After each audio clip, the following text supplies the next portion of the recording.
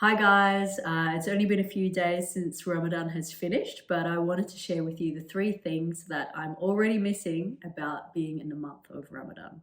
So, number one, I really miss the period of silence after I've eaten early in the morning. As the sun starts to come up, you start seeing the first light of the day after the last mouthful of food. And it's usually a time of just peace, clarity, and gratitude. And it's a quality of gratitude that I think sometimes just being in the day to day world can be a little bit hard to manifest up straight away. And it's a quality of gratitude that I'm actually going to start working towards for myself in my own life on a day to day basis, because the quality of gratitude that I felt for myself in that moment, that space in between the last mouthful of food and beginning to observe the first light hitting the plants and showing up in the sky in the morning was a really unique experience. I do have a lot of gratitude for my life, and it's something that I practice every day, is to remind myself how lucky I am to have the life that I live and the people in it who I am surrounded by. So the second thing I really miss about Ramadan is this strong sense during that month of really reclaiming myself. And this was on like a mind, body, and spirit level.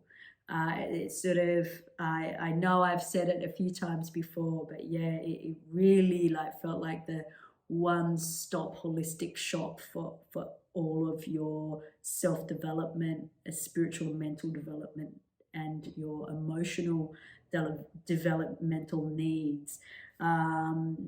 Yeah, for myself, it was being able to see really clearly the unconscious parts of my being that I didn't even realize was going on. And so I was able to address these sort of old patterns of thinking that were holding me back, because it was creating behaviors that were blocking certain aspects of my life from flowing. And yeah, I mean, it doesn't matter where we are on the spectrum of looking where we are in life.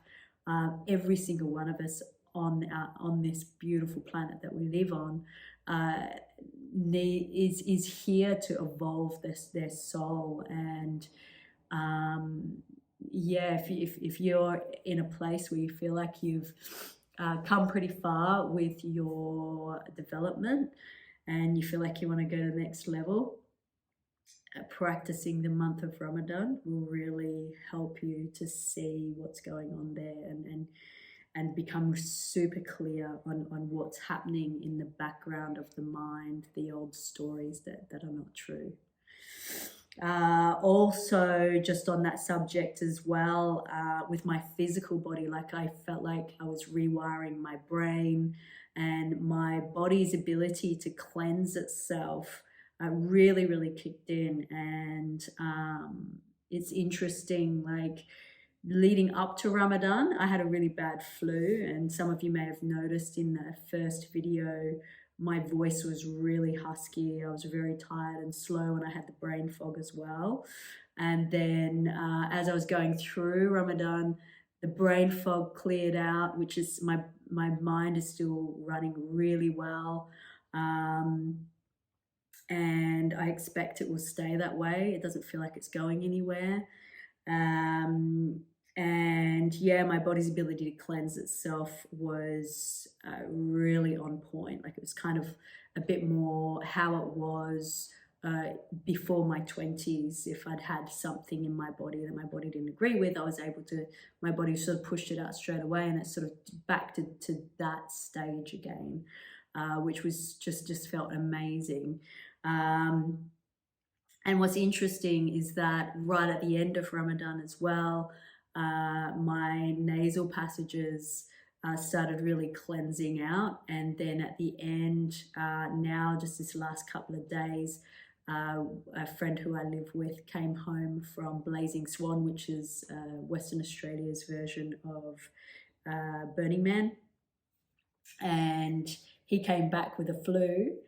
And I've caught this flu, but it's manifested in a very different way to how him and other people who I know went to that festival, the way it manifested for them. And my body is more like pushing out mucus, and my lungs are cleansing themselves. So this is just this cleaning out and pushing out that's happening, where before it would be more of a heavy body experience, and I'd be in bed. So yeah, that's something that's really changed for me, even now that I'm still enjoying the benefits of. But to experience that during the fasting, it was just really quickly, like the body's just like, yep, out. So yeah, as a result of that, I've actually been really mindful as to what I'm putting in my body throughout the day,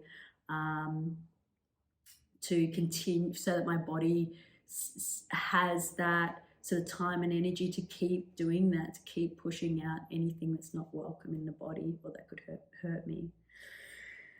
So the third thing that I really miss about Ramadan is the constant natural state of presence, and not just being present. Like, I feel like I'm pretty present throughout the day anyway, but there's this deeper level of presence. There's this deeper level of presence, deeply anchored and rooted in the body. It does slow you down, like you do move a lot slower as a result of that.